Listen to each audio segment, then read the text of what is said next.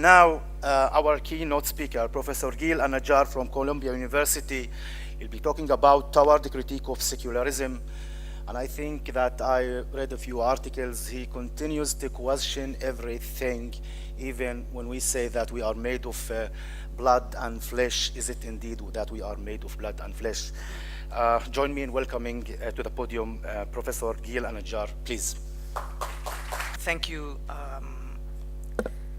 I'm not sure I managed to question everything, but I try. I do want to say thank you to Dr. Maram Marsaroui for the invitation and all the organizers, Saja, Fadil, and everybody who made it very easy and very pleasant.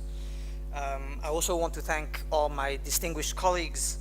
I have to say I feel a little bit like an interloper as a keynote speaker, particularly undeserving of the honor, particularly because fundamentally I have nothing to say about either pedagogy or identity, and if the question who is going to teach the teachers is asked, my only answer will be, please, not me. I also want to thank the translators. Even though I haven't yet used their services, I do know that to sit in the back and to translate is an extremely difficult task. I hope that I'm not going to make that task too difficult for those of you who are listening with earphones. But I will say that I will, in fact, be speaking only about translation. At some point when I was speaking with Maram about what I was going to talk about, I thought that I would talk about the unteachable, which somehow should resonate with the untranslatable, the possibility that translation is not possible, the possibility that sometime translation happens not only too fast, but entirely wrong. But the unteachable is not entirely the same thing, right? It's a matter of translation. One cannot simply translate unteachable and untranslatable. Sometimes that which is unteachable is that which is forbidden. Sometimes that which is unteachable has something to do with the fact that the students are not ready, taking into account, of course, that there is no natural readiness for everything and anything. One still needs to take into consideration that one cannot teach everything, and certainly one cannot teach everything to everyone, nor can one teach everything to everyone at every time. There is, in the idea of the school that Jan Maskelan was telling us about yesterday, something that is very important to remember, namely the idea of a suspension of time. After all, we are now in a suspended time, at a time when political prisoners are on hunger strike, at a time when Gaza doesn't have electricity, at a time when much too much that shouldn't be going on, including mother of all bombs, are happening. And we are suspending that time in order to maybe learn, maybe teach, maybe translate, maybe fail to translate, and maybe translating too fast. So sometimes the unteachable is also that which doesn't make sense. At some level, it doesn't make any sense to be talking about teaching at a time of urgency. At a time of emergency, maybe teaching is not what should be going on. Maybe it is, maybe it isn't. One cannot be so certain that that is what we should be doing. Maybe we should have more school. Maybe we should believe in progress, and maybe we should realize that if humanity has made some progress, then it is a wonder that we still wonder how to teach anyone. I very much like, by the way, Itai's contribution yesterday to the question of how to teach the oppressor, yes? What does a pedagogy of the powerful mean? What does it mean to teach those who are in power to let them relinquish their power? There's another possible reason to speak about the unteachable, and that is, since we're talking about identity and the individual, not that I particularly endorse this, but I will say, as an autobiographical statement, that the unteachable for me is simply everything. I cannot teach anything. I'll confess to being a very bad teacher. So I did say that I wanted to talk about translation. I wanted to talk about the translation of a few terms. The two terms that will interest me, you will see soon, are two terms that are utterly simple and uncontested, namely religion and politics. Two terms that are translated constantly, that are used constantly as if we knew what they were translating. But yesterday during the conversation at dinner, I was trying to remind myself and others of something that Walter Benjamin talks about when he talks about translation, namely that for anyone here who knows French and German, I'll just use those examples for a second. Pain et vin, Brot und Wein, bread and wine, do not sound at all the same. And anyone here who has tasted a French baguette knows that there is nothing like it in Germany. Anyone who is a Christian knows that bread and wine has a completely different connotation than bread and wine. In other words, translation is not only something that happens between languages, but also something that happens within a language. And obviously here, I don't need to remind you of the difference that the word lahm or lechem, or in proper Israeli Hebrew, lechem, sounds like, and what it is that it conveys. Bet lahem is not bet lechem, yes? And khubz is not lechem. So translation, and we're only speaking about that which is the most obvious, yes? That which is just bread. That which we all eat on a daily basis, if we're lucky, obviously, and if the price of wheat is not speculated too much over on Wall Street about. But the point is that even with bread, translation is not something that can be granted. That which is not only meant, but evoked and conveyed, the meaning, yes, of the thing is not something that we take, that we should take for granted. The differences across some distance, but again, within a language, and of course across languages, is something that we have to remember. The terms that is apparently translatable, eminently translatable, so much so that it apparently has no history, is of course the term identity. It's amazing to me how apparently we always had identity. Economists, by the way, tell us that we have always been rational, self-aggrandizing, and self-accumulating animals. In other words, human beings have always been homo economicus, which is convenient because religion scholars tell us that we have always been homo religiosus, and take any discipline and they will tell you that whatever they study has always existed for all times. On the other hand, as you know, I'm sure because we are within an academic context, if we do not historicize, there is only one name for us, and it is essentialist, which, in case you don't know, is a very bad thing to be.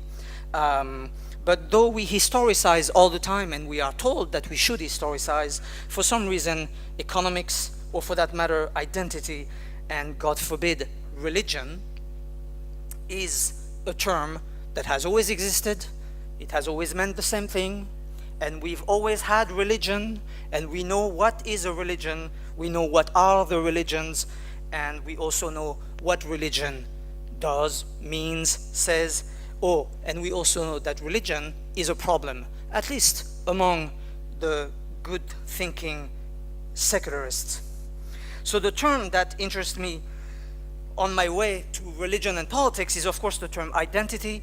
I do recommend a book called Rebels by Lirom Medovoy, who actually makes the argument that identity was a term basically in its modern sense, in the the sense that we use it when we speak about my identity, my personal identity, my political identity, my sexual identity, all of those things. This is a term that was basically invented in its modern usage by Erik Erikson, and it is a term that was used in the Cold War in order to argue against those people who had not achieved identity, those people who were still too primitive or on their way to development, namely communists and third worldists.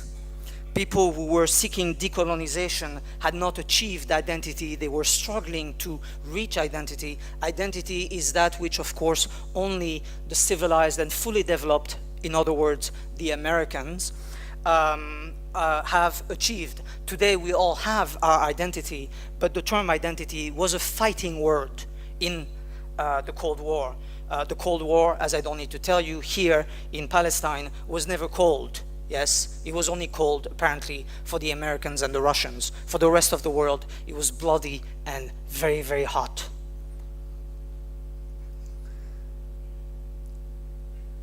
So the historicity of the term and the possibility of asking, what does it mean? What would it mean to think without identity?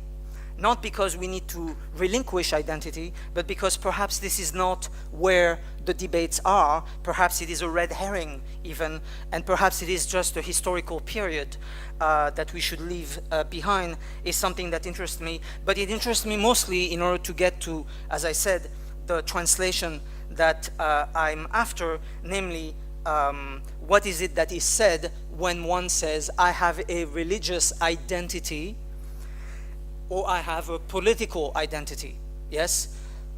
The term identity is unquestioned. I have one, we all have one apparently, that's cool.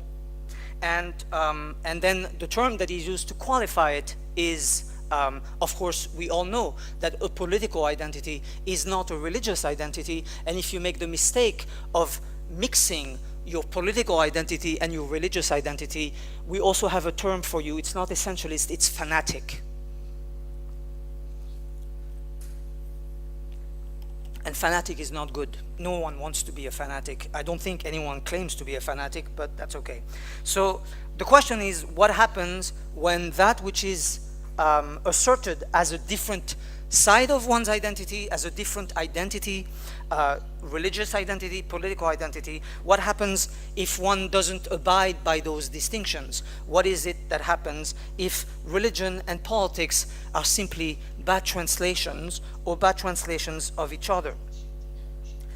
It was striking yesterday that there was at some point a question as to why the term Arab was used in a particular presentation, but the term Palestinian was not. I suppose I want to make the same kind of, I want to ask the same kind of question when I looked at the curriculum of the college, of the Al-Qasemi college. I noticed that when it comes to Islamic studies, the word politics never appears. None of the class titles, admittedly this is too impressionistic a statement, yes? I don't mean to judge on the content of the class, but it was striking that apparently, and we know, yes, if Islam is a religion, then it has nothing to do with politics. And we know, again, political Islam is not something that should exist, right? At least not if we recognize that which my government, as one has to acknowledge, says that political Islam is basically terrorism, yes? In other words, the distinction between religion and politics is not something that is completely neutral if one remembers the kind of work that it does, that by mixing religion and politics, one is doing something simply evil. So the ideological stakes are pretty high. And if the translation of what religion is and what politics are is mistaken, if, for example, politics is just a translation of religion, for example, or if religion is a translation of politics, and by translation I mean that one could actually argue that, after all, collective bodies have organized themselves in all kinds of ways, and that organization must be recognized for its political dimension, no matter what it includes, yes? If I say, you must be eating meat, or let me rephrase this, if you invite me over for dinner and I tell you, well, since I am a carnivore, I expect that you will put a goat on the table, that might be surprising. If, on the other hand, you invite me to dinner and I say, I'm a vegetarian, so I hope there will be something vegetarian to eat. First of all, because I cannot skip a meal or just eat a light meal, which the ethics of vegetarianism is something that continues to puzzle me, even though I am a vegetarian. But to say that I am a vegetarian is not simply to say I eat vegetables, just like to say I eat meat is not necessarily to say I'm a carnivore, right? It's an identity or not, right? Because to eat meat is not necessarily an identity. One doesn't necessarily say I am carnivore. On the other hand, to eat vegetables in certain contexts is an identity. So then the question of dietary identity is part of what is at work. Anyway, in order to confuse you just a little more, I will summarize the only thing that I really want to say, and please remember, it is a question of translation. In other words, if you'd like to translate what I'm about to say, feel free to do so in any language that is convenient to you. We hear a lot, that Europe, Christian Europe, has exported a Jewish question to Palestine. Yes, we've heard that about a zillion times. What seems less important to remember is that Europe, Christian Europe, has exported a Muslim and or Arab question as well. Because as you may remember, Europe, Christian Europe, before it was even called Europe, but after it was called Christian, had some issues with Islam, yes, with Arabs, with Turks, with Ottomans, with Mohammedans, with Muslims, in all kinds of contexts. And part of the problem is, what is it that Europe calls its problems? You know that Europe has had a lot of questions. Europe is, wondering about a lot of things. As in fact a French intellectual pointed out not so long ago, when Europe asks a question, it usually means that it wants to find a solution. Because Europe, when it asks questions, doesn't seem to be able to distinguish between questions and problems. Yes? When Europe has a question, it doesn't seek an answer, it seeks a solution. And by Europe, I mean Western Christians. So that's the summary of what I have to say. Europe has exported both a Jewish question and an Arab or Muslim question. And the reason why I say Arab and or Muslim is because Europe struggles with defining what it is that it is opposed to, what it is that it is asking questions about. It hasn't decided whether it is religion or politics. It hasn't decided whether it is race or religion. Yes? Now, if you say today in Europe that you are against Islam, you're just being a good secularist. You're not being a racist, because Islam is not a race. Yes? On the other hand, if you say that you are anti-Arab, that's not cool. We don't want you to say that. Yes? If, on the other hand, you were to say, as some have said for quite a while, that Jews are a race, then that's not cool either, because as we all know, Jews are a religion. And Shlomo Zand will remind you of that in case you have forgotten. Because it's very important to know what we are. It's very important to decide whether our identity is political or religious or cultural or linguistic or sexual or dietary. We must keep those separate. We must. And if we don't remember what we are fanatic. So Europe exported both a Jewish and an Arab/Muslim question. First of all, because Europe has not been able to decide what is religious and what is political. Yes?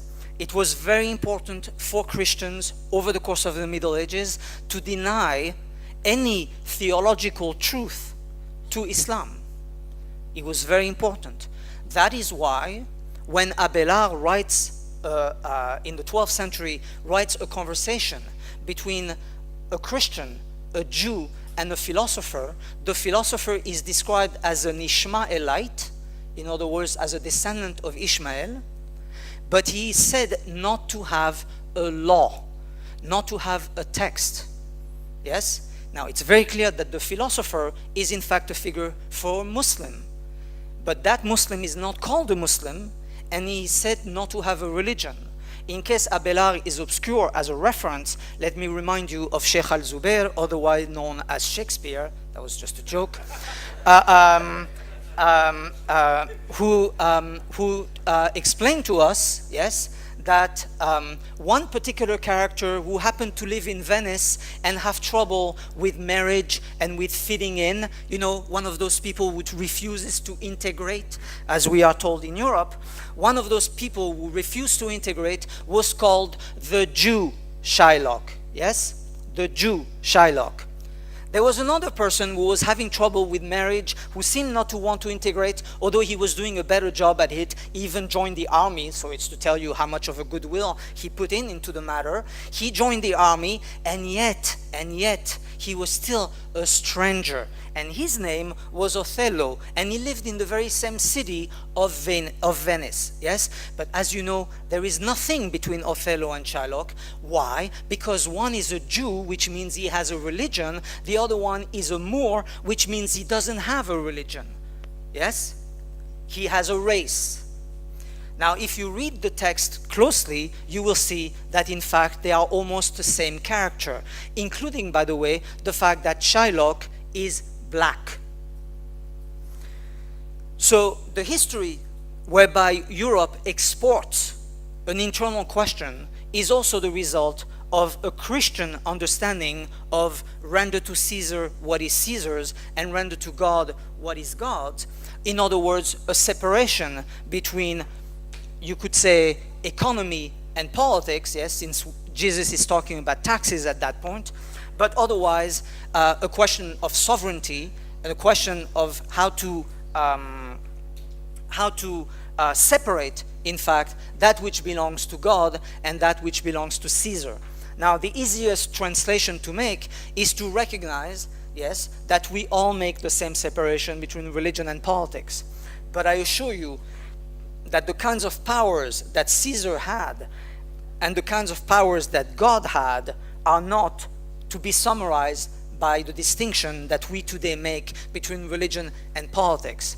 In other words, it might be difficult to think that Jesus was being a secularist because he was calling for the separation of religion from politics. Although it is an interesting possibility because that would suggest that the separation of religion from politics as we think of it today is of course a Christian invention, which is why secularism is in fact Christianity. And by Christianity I mean Western Christianity, yes?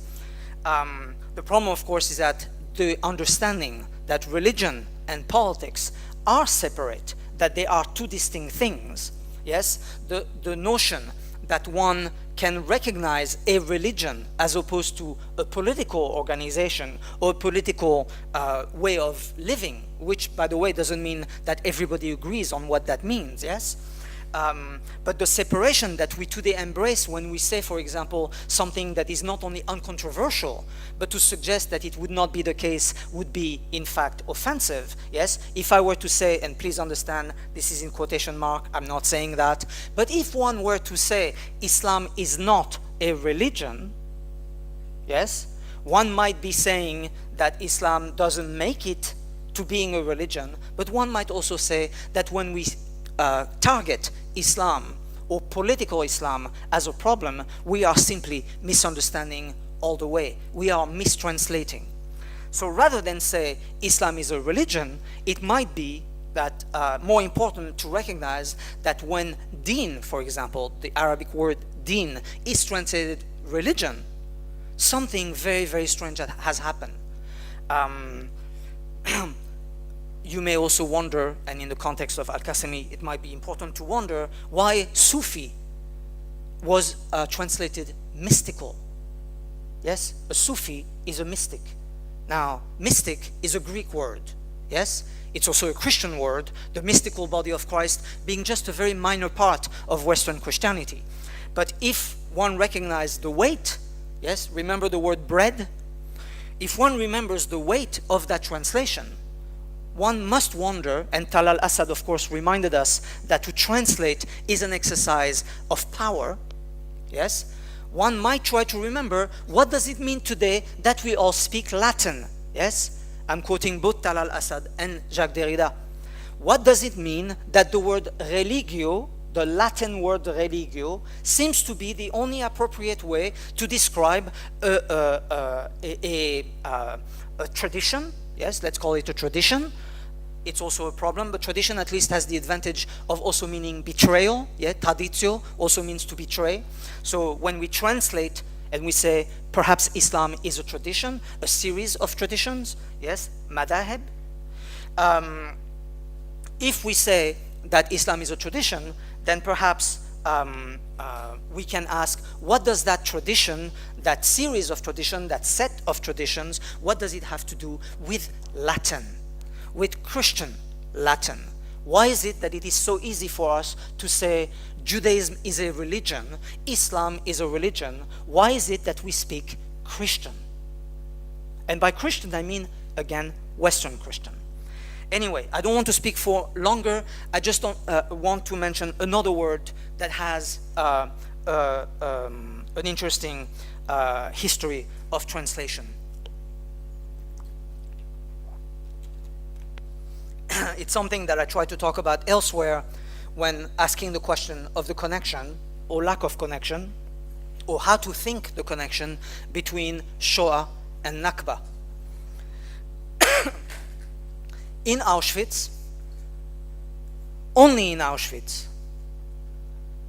people who were in the camp and reached the end of their capacity to stand, yes, to stand, to eat, to just be, but were not dead yet, those people in Auschwitz were called Muselmänner, which in German means or translates Muslims.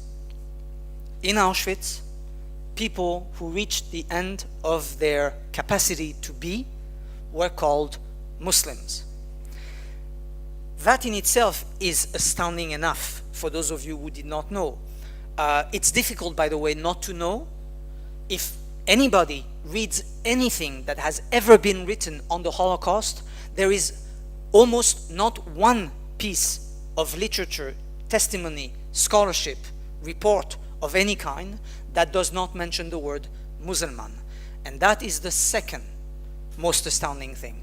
That after 1945, not only the people who were in Auschwitz and were told, these people over there, they are Muslims, yes? After 1945, in the literature, in the scholarship, all the way to most famously Giorgio Agamben, who only picks up on a long, long tradition, everybody started using that term to refer to that particular, basically terrible condition of being almost dead while still alive. Now, there are all kinds of speculation. I try to write myself about this. The only thing that I want to mention is that Auschwitz is the emblematic name of the suffering of the Jewish people today, yes? But that which for Primo Levi and for many, many, many witnesses, many survivors, was the image, as it were, that represented what Auschwitz did. The word for that image was Muslim. Now the point, I think, is not to simply translate and say Muslim is Muslim, Jew is Jew, let's keep the two separate. What is amazing is that, and it is not the only time, but I won't get into that, what is amazing is the possibility, a recurring possibility, also a horrifying possibility, but also a rich possibility of translation of Jew into Muslim, a translation, as it were, of Jew into Muslim and of Muslim into Jew. That translation is, of course, the untranslatable itself, yes? It is also unteachable, at least if we take the current situation and a long situation for a long time. But, and it's an interesting note, there was a moment when Christians in Europe had no problem translating one into the other. And they came up with this term, which is still today used, although it's important to remember when that term is used, it was always used with its companion. The companion term we all know and no one wants to use, and certainly no one wants to claim, namely Aryan. Yes, no one wants to say I'm an Aryan, although I'm told that some people in Persia and Persia, I said Persia, amazing. People who don't want to refer to their country as Iran, yes, will often speak of themselves as Aryans. There are also people in India, but as I said, we all colonized. Some of us said that Judaism is a religion. So just imagine the kind of crazy translations that go on. I wouldn't want to for you to think that people over there are just those that are doing wrong translations. Anyway, the other term, of course, for Aryan, aside from Aryan, is a term that is used much more casually. I believe it was used yesterday, is the term, of course, Semite. Yes, Semitic languages. And although there's all kinds of arguments that will be made to say that this is an ancient conception, it is not at all an ancient conception. Semitic languages were only talked about at the same time as Aryan languages were talked about at the turn between the 18th and the 19th century. But for a moment, for exactly 150 years, and it was concluded by the use of that word, Muslim, in Auschwitz, Semite was the name of both Jews and Muslims, of both Jews and Arabs for Western Christians. Yes, today, as you know, there's no Semitic Liberation Party. Yes, no one is claiming that Semites together should, in fact, decolonize. All I want to say is that there was a moment, I don't want to affirm it, again, because if I affirm Semite, I'm going to have to affirm Aryan, and I really don't want to do that. But I do want to remind you that there was a moment when Jew translated Muslim, and Muslim translated Jew, and Muslim translated Arab, and Arab translated Jew. That moment was the Semitic moment. Today, it is unimaginable, untranslatable, unteachable. Thank you.